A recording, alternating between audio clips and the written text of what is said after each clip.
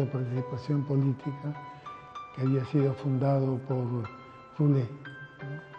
En aquel momento, cuando él me ofreció el cargo de director del Instituto de Cine, yo que tenía solamente el interés de filmar, le dije que prefería hacer cosas, pero no fracasar por cosas que pensaban los demás. Y me dijo, usted nunca va a fracasar. Yo siempre voy a tener una caja con 500 millones de dólares para usted. Bueno, ante semejante perspectiva, desde luego acepté. Y ya elegido presidente, y hicimos una reunión en la Casa de Gobierno junto con el entonces ministro de Economía, Bernardo Grispun. Y en esa reunión yo le expresé mi deseo de otorgar 15 créditos de 80.000 pesos cada uno.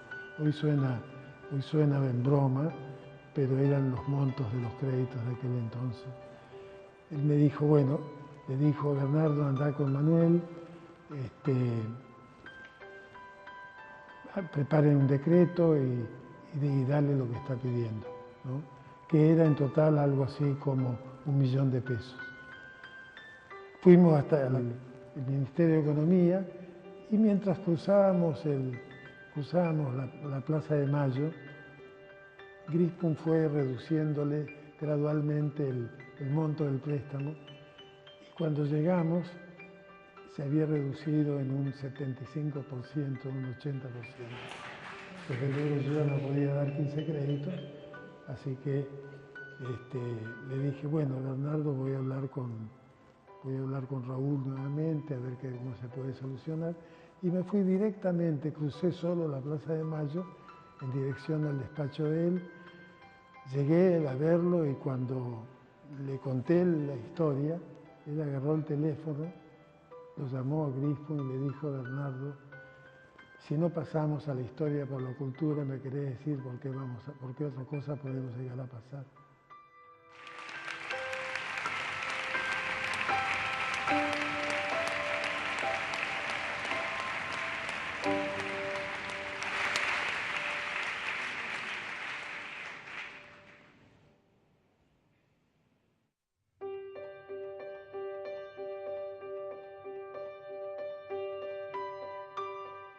Raúl Alfonsín, como nadie, se puede simbolizar con una sola palabra: democracia, con todos los valores que implica esta palabra. Y no como una visión o una perspectiva del pasado, porque es tan vigente todo lo que declamó hace varias décadas y hoy recordamos en este 10º aniversario, que toma más valor que quizás en su momento. Está más vigente que nunca, lo cual le da una dimensión de estadista que excede plenamente a lo coyuntural, porque supo enfrentarse a poderes muy grandes en una transición muy difícil después de la dictadura, y al enfrentarse con el juicio a la Junta, al enfrentarse al poder castrense y la Iglesia al pedirle el púlpito a Monseñor Medina cuando estaba atentando con su discurso contra la democracia, porque supo enfrentarse también al Fondo Monetario cuando hablaba del avasallamiento de los capitales sobre las industrias locales. Entonces, el discurso de Raúl Alfonsín hoy está más vigente que nunca. Y a mí en lo particular, en la cultura, sentí, por haber convivido esa incipiente democracia con una radio como Rock and Pop, que empezaba y que justo tuvo como un desenlace muy anecdótico, porque nosotros veníamos con una programación musical, teníamos previsto empezar con programas, y fue cuando se levantaron los Carapintadas, que precisamente dijimos, vamos a empezar con las transmisiones ahora y las vamos a mantener hasta que depongan armas, en esa negociación tan difícil, que en esa Semana Santa tan dolorosa. Pero hoy, vuelvo a repetir, es un momento de reflexión, de pensamiento y de darle vigencia a su discurso, a sus valores, porque más que nunca están presentes.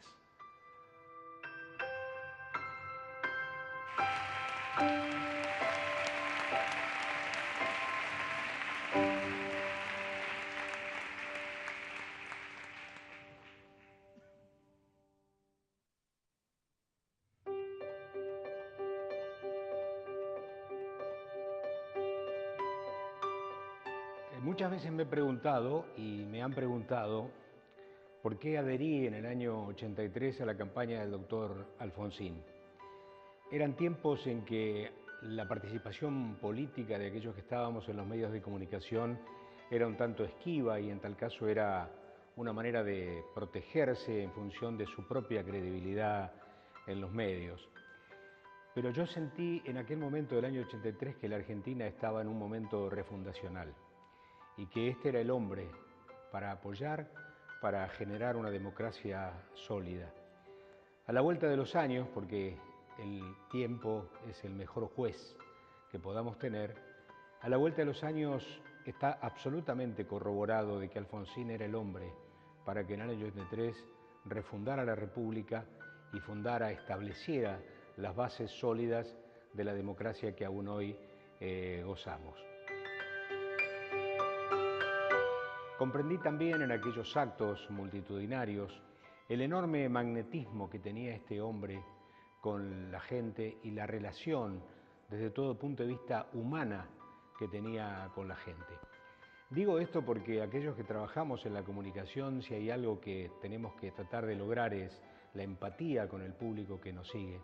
Y Alfonsín tenía, sin haberlo estudiado, una empatía natural, una relación fluida con la gente y un magnetismo muy particular. De manera tal que la historia me devuelve el mejor gesto de que en aquel momento de mi vida comprendí que había tomado la decisión adecuada, apoyar a este hombre que definitivamente fundamentó la democracia con las bases muy sólidas. Y después lo próximo, ¿no? Saber que tuvo años de gobierno, que tuvo vaivenes, que tuvo errores como cualquier ser humano y que tuvo muchos aciertos. Y también saber que la honestidad fue su bandera, que la transparencia fue su bandera y que ser un hombre de bien en función del poder no se repite habitualmente. En el paisaje político no hay tantos ejemplos como el que Alfonsín ha podido mostrar a lo largo de toda su gestión. Y también pienso que la historia, el tiempo, empequeñece o le da una magnitud enorme a las personas. Alfonsín hoy, a 10 años de su muerte, sigue creciendo, sigue siendo un hombre magnífico y una dimensión que día a día cobra otra altura.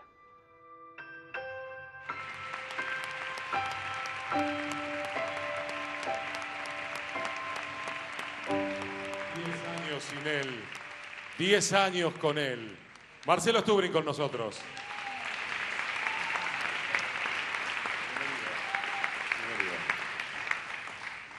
Doctor, de ese pibe de 19 años que lo conoció a Alfonsín muy joven, a este señor que tiene un par de años más, y en el medio toda la experiencia, ¿cómo definimos a Alfonsín? 10 años sin él es mucho tiempo, mucho tiempo.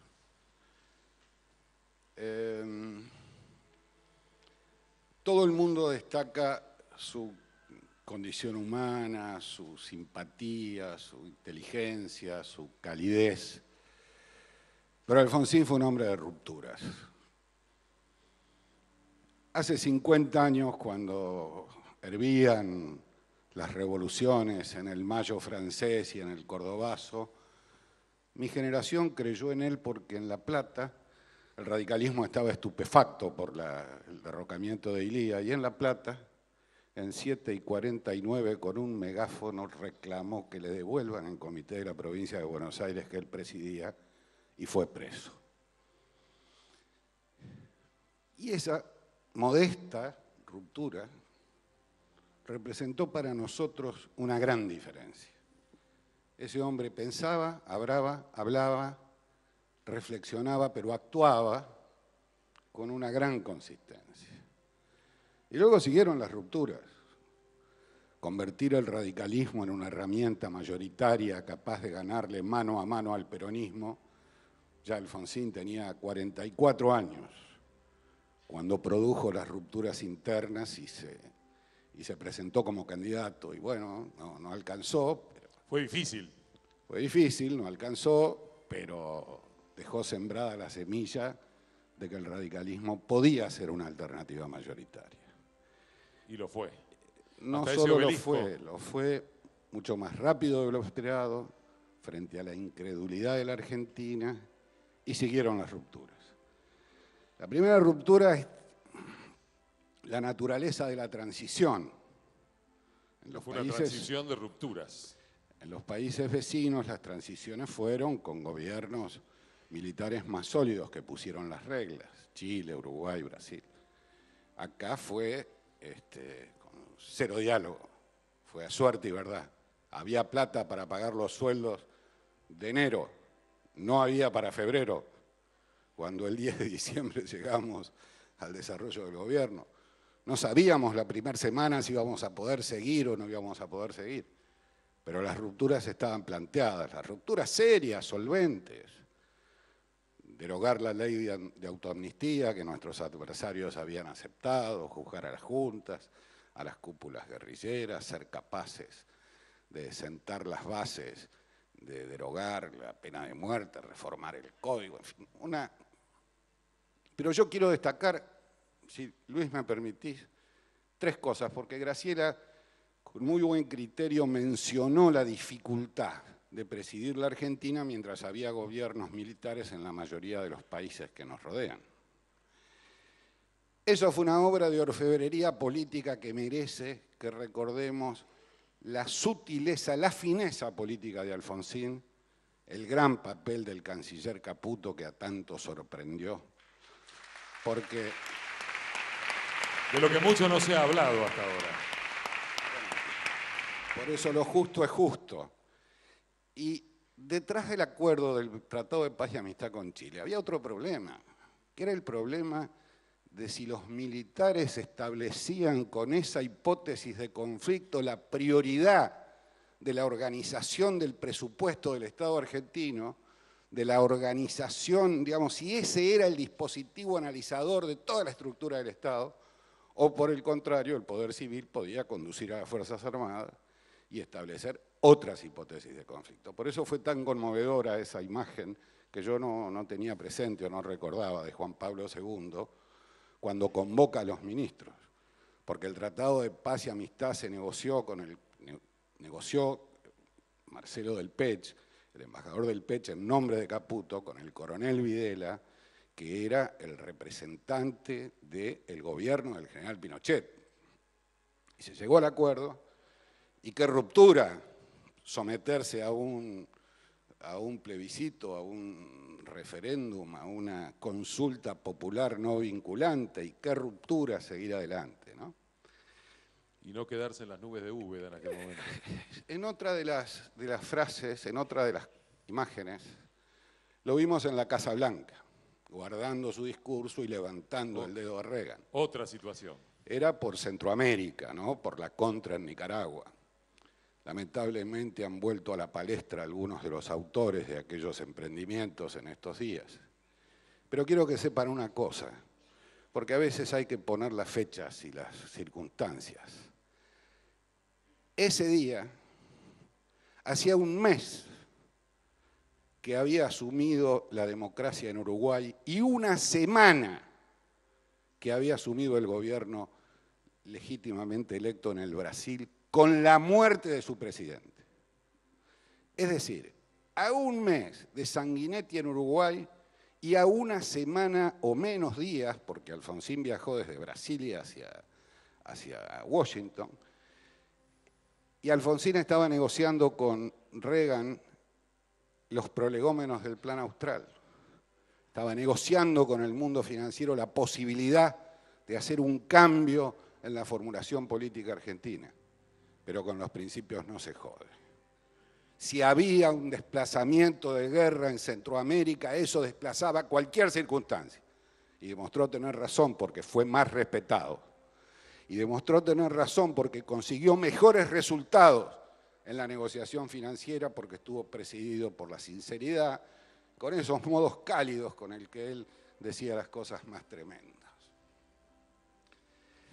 Quiero también decir que en estos 50 años, 40, porque hay 10 sin él, había una cosa muy impresionante. Su capacidad de absorber lo que sus interlocutores tenían para darle. ¿Cómo era esto? Era una esponja de conocimientos, de ideas, porque él no era un hombre elocuente, familiarizado con las palabras solamente. Era un hombre familiarizado con las ideas. Las decisiones estaban presididas por cenas interminables de debate, de discusión, de mirar los problemas de un lado o del otro. Miren, cuando yo lo conocí leía a los socialistas nórdicos, a Parson, a Lasky, y leía mucho, porque él tenía una gran curiosidad espiritual, no solo intelectual, leía mucho a los cristianos franceses, a Maritain, a Teilhard de Chardin, el Punto Omega, su mente, y escribía incesantemente. Hasta que cuando la gran ruptura del 72, ayudado por algunos amigos y amigas, que muchos de los cuales están acá, publicó su primer libro que se llamó La Cuestión Argentina. Impresión casera, viajes a una imprenta de una cercana capital de provincia. No había recursos, nada. Pero había un trabajo previo y había una elaboración de lo que allí se quería decir. Era el programa de síntesis del 72 y vale la pena releerlo. Recuerdo una frase de ese libro que decía en 2 párrafos: el sistema educativo argentino es formalmente igualitario, pero sustancialmente inequitativo e injusto. Y en esos 2 renglones estaba sintetizado un programa de por qué trataba de luchar por el poder. Desde entonces, hasta esta cátedra que él dictó en esta facultad, para la cual escribió un libro que se llama Los Fundamentos de la Política Democrática, que es un manual de teoría política, de teoría del Estado, de teoría del derecho, que va a ser estudiado mucho tiempo. Alfonsín cambió 1000 veces y siguió cambiando hasta el último de sus días. Y siguió sorprendiéndose con curiosidad por novedades, cosas que leía, artículos, seminarios de los que participaba. Tenía una gran capacidad de persuasión, pero tenía una mayor capacidad de escucha, sí, una mayor capacidad de entender. Usted me prometió ser corto, pero me quedan como 120 preguntas y ya se nos va el tiempo. No podemos dejar de recordar la anécdota de aquel momento de ruptura, que pudo haber sido más grave todavía. Aquella Semana Santa del 87, cuando dijo, me voy... que si él nos preguntaba a los que estábamos ahí si estábamos de acuerdo con que vaya a la escuela de infantería, nadie le iba a decir que sí. Pero el tipo se durmió una siesta. Está su ministro de la época acá en la fila se durmió una siesta, salió de traje, nos dijo, me voy, salió al balcón, hizo el discurso que escuchamos y marchó. Bajo la desesperación de todos los que... Mientras cortábamos clavos, todos lados. No, arrancamos para allá, en autos, con gente de otros partidos, y llegamos a Campo de Mayo, llegamos a las puertas, y ahí hubo un debate muy profundo, y era que todos decíamos que había que ir a desarmarlos en una manifestación popular, pero era imposible, porque la gente tenía un nivel de euforia que llegaba antes. Y efectivamente, cuando llegamos había grupos que pretendían entrar al cuartel, oficiales parapetados. Bueno, fue un momento extremadamente tenso. Alfonsín conservó toda la calma, toda la entereza. Me contaron hace poco algo que yo no sabía. En los tremendos, trágicos incidentes de Tablada, mientras Alfonsín caminaba de traje claro, porque era enero, y caminaba entre cadáveres, entre casquillos de bala. Yo estuve el día siguiente y todavía se sentía el olor de la pólvora. Sonaban balazos, las cosas no estaban terminadas todavía. Y Alfonsín, en un momento de extraordinaria valentía, parado, siguió caminando, pensó, estos tiran porque deben querer que yo me tire al suelo. Voy a seguir, cueste lo que cueste, y voy a demostrar que soy el presidente de la República. Marcelo Tubring con nosotros. Gracias, doctor. Una más, el cierre. Su recuerdo no es de mármol ni de bronce. Su recuerdo está hecho de sangre, de ideas, de corazón, de apretones de manos, de una extraordinaria humanidad. Ese es el Alfonsín que tenemos el deber de honrar. Gracias, doctor. Muchas gracias. Y su recuerdo no es recuerdo, es presente, es futuro. Hemos estado 10 años sin él, estamos 10 años con él y estaremos siempre con él. Porque, paradójicamente, un hombre que trabajó en la transición, en la ruptura, ha construido, como padre de la democracia, un sistema de valores que nos permite a nosotros tener herramientas para seguir trabajando por esta democracia en paz y defendiendo nuestro sistema democrático con ese legado cada vez que esté en peligro. Muchas gracias por estar esta noche con nosotros, por compartir desde el aula magna de la Facultad de Derecho de la Universidad de Buenos Aires este homenaje a nuestro querido Raúl Alfonsín. Muchas gracias, buenas noches.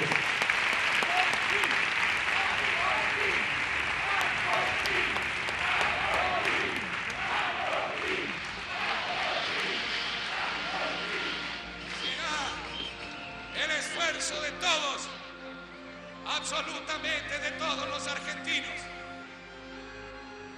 y en todas partes he dicho, y permítanme que lo repita hoy, porque es como un rezo laico y una oración patriótica, que si alguien distraído al costado de camino cuando nos ve marchar nos pregunta cómo juntos, hacia dónde marchan, por qué luchan, tenemos que contestarles con las palabras